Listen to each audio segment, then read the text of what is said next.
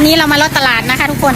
ตลาดทางไปช่องตะอูนะคะเห็ดหลายขนาดเรามาหาเห็ดนะคะหมักแง่วกับมีหมากกลิ่นจีหมากทุเรียนหมากสารพัดหมากนะคะเยอะมากเลยไปเลาะกันค่ะไปเลาะก็ได้มากครับเขาไม่ค่อยกินของมันเห็ดมาใหม่ๆเลยเห็ดเนียงกับอื่นเห็ดเพิง พึ่งใจพึ่งแดงหายลูกก็มีเจ้าบ่ละใครมันให้ละงงได้เลยให้ลงหัวขาวหน่อยมาอีกแค่นี้อันนี้ใครนึง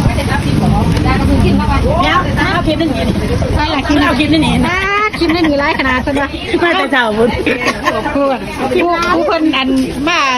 อันตลาดประจำน้องปุ๊บเนี่ยเราไม่ใช่หน้ารีเห็ดแล้วว่าไปเมย์ไปเลยก็ตลาดเห็ดโดนมันนี่อะไรกันเนี่ยแล้วเดี๋ยวบอกว่าจะมาแย่เป็นเลาะผักก็มีนะคะม่วงเลาะฝั่งข้างหน้าเฮ็ดปลวกด้วยค่ะเฮ็ดปลวกงามขนาดกำลังบ้านผูจักปลาเนาะอุ้ยผูโมโหนั่นฮะน้ำกลางทางนั่นกะแม่ชุดก้อนนี่วันนัดวันพุธนี่ก็ได้เครื่องขึ้นมาคอยมาขายได้100มันบ้านตัวจูมันกะจงไหวจะเขาจงไปกินเห็นไปเจอตัวอำเภอบานแล้วไปแมงก็มีแมงไปโรงเรียนบ้านม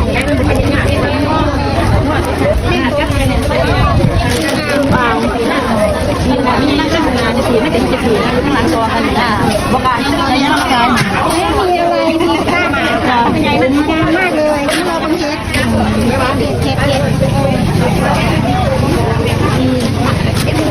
ไฟก็มีมะไฟก็มีเห็ดก็มี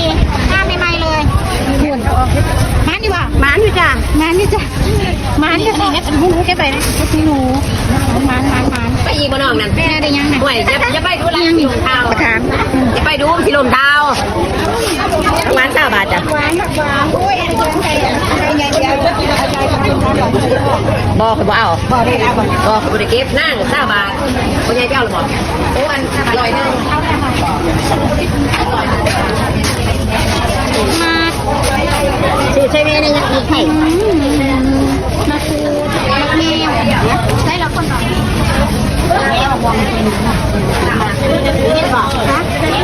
อ๋อค่ะอันนี้มาไฟป่าเลยสีสวยมากเลยเห็ดค้ำนี่ค้ำไปแกงมาย่างนะคะโอ้มาใหม่ๆเลยเดี๋ยวนี้น้องมาใหม่ๆนี่แบบต้มแบบนี่ไงต้มเสร็จแล้วก็แกงเลยนี่ทำไมสีม่วงสวยจังเลยเนี่ยอันนี้อันนี้อ๋ออันนี้คือเห็ดอันนี้นะคะเราไม่คือเห็ดอันนี้เห็ดเพิ่มมันว่าใหญ่เห็ด9 บาทจ้ะ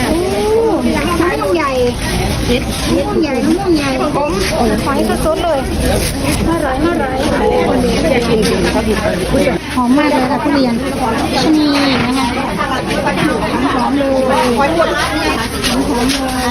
คนน้อยอยากกินลิ้นจี่ลูกใหญ่มากเลยมัดละหรือว่ากิโลละ40 จ้ะจะเอาลิ้นจี่ให้คนน้อยทิ้งโหลอยู่จ้ะนี่โลของ60 บาทนี่คือน้ำผึ้ง